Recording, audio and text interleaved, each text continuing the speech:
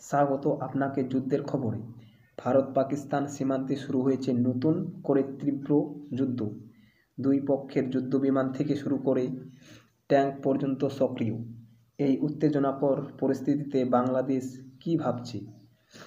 আমাদের অভ্যন্তরীণ প্রতিক্রিয়া, সীমান্ত পরিস্থিতি, অর্থনৈতিক প্রভাব, ভবিষ্যৎ কূটনৈতিক পদক্ষেপ নিয়ে আজকের বিশেষ প্রতিবেদন। 3 দিন আগে কাশ্মীর সীমান্তে গুলি বিনিময় থেকে শুরু হওয়া এই উত্তেজনা এখন পরিণতি হয়েছে সম্পূর্ণ যুদ্ধে। ভারতের পক্ষ থেকে হামলার পাল্টা জবাব দিয়েছে পাকিস্তান। ইতিমধ্যেই উভয় দেশের সংবাদ মাধ্যম একাধিক হামলার তথ্য এসেছে। ঢাকায় আজ সকাল 11টায় জরুরি সংবাদ সম্মেলনে পররাষ্ট্র প্রতিমন্ত্রী বলেছেন, বাংলাদেশ এই যুদ্ধে নিরপেক্ষ এবং সব পক্ষকে শান্তির আহ্বান জানাচ্ছে। বাংলাদেশ তরফ থেকে জানা গেছে, সীমান্তবর্তী অঞ্চলে বাড়তি নজরদারি ও নিরাপত্তা ব্যবস্থা নেওয়া হয়েছে।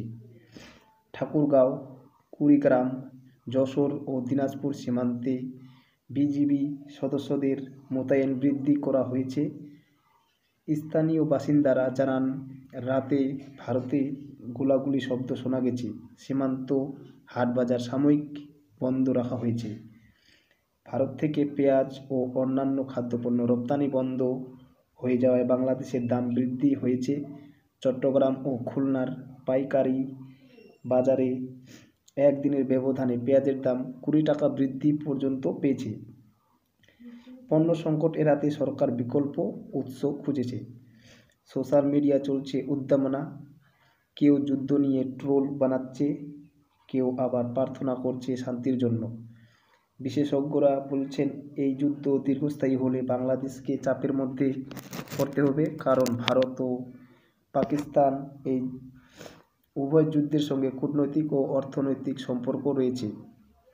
সীমান্ত উত্তেজনা তাদের দেশকে সরাসরি না জুড়লেও তার প্রতিধ্বনি তাদের হাট বাজারে গুজবে কান না দিয়ে আমরা সবাই অনুরোধ করছি, সত্য তথ্যের জন্য বিশ্বস্ত মাধ্যম অনুসরণ করুন। আরও খবরের জন্য চ্যানেলটি সাবস্ক্রাইব করে অবশ্যই সঙ্গে থাকুন। ধন্যবাদ।